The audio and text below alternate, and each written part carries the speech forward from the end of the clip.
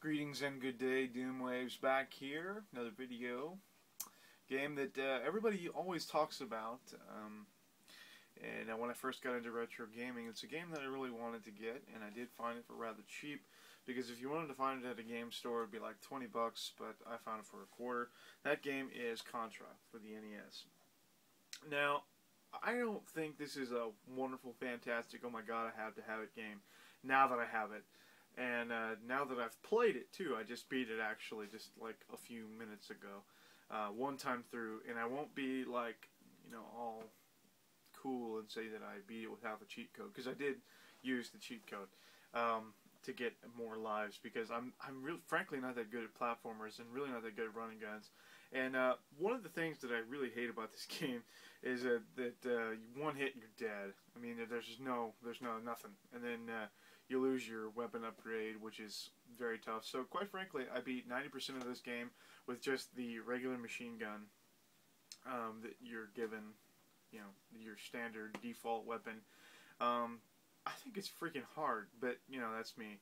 And maybe if I had played this as a little kid with better thumbs and quicker reflexes, maybe I would have done better. But yeah, it took me a couple of tries. Tried a couple times last night. Got a ways in. I got to like the hangar, but I actually made it through the game, and I had, I think, 2 continues. So if that you're using the cheat code, that's dying like 70 times. I mean, that's a lot of times. So I played it through and I beat it.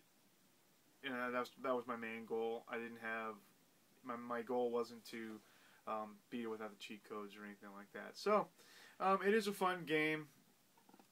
There's a couple of weapon upgrades I really like. Obviously, the spread shot would be the best one, because obviously it spreads out. But I think I actually like the machine gun better, so I didn't have to sit there and tap the B button or the A button or whatever the hell button it is every time to fire the weapon. That was one of the things. And on the snow level, when you're facing the tanks, yeah, that's tough with just the machine gun to beat those things. You got to sit there. I had to put the controller down on my knee and use my index finger to hit the button. So it's one of those times where also I would really enjoy a turbo controller. I really would like a NES Max controller, just because I like to play games, and I like, it's cheating, sure, but I'm not like a completionist or purist to that point where I have to do it without a little bit of help. It is fun for me to do those things. That's why I buy strategy guides and look at walkthroughs and stuff, because I like to play it the way I like to play it. I don't really care about whether it's cheating or not. So I don't use a Game Genie or anything like that, although I would really like one for cases like this where the game is like freaking impossible.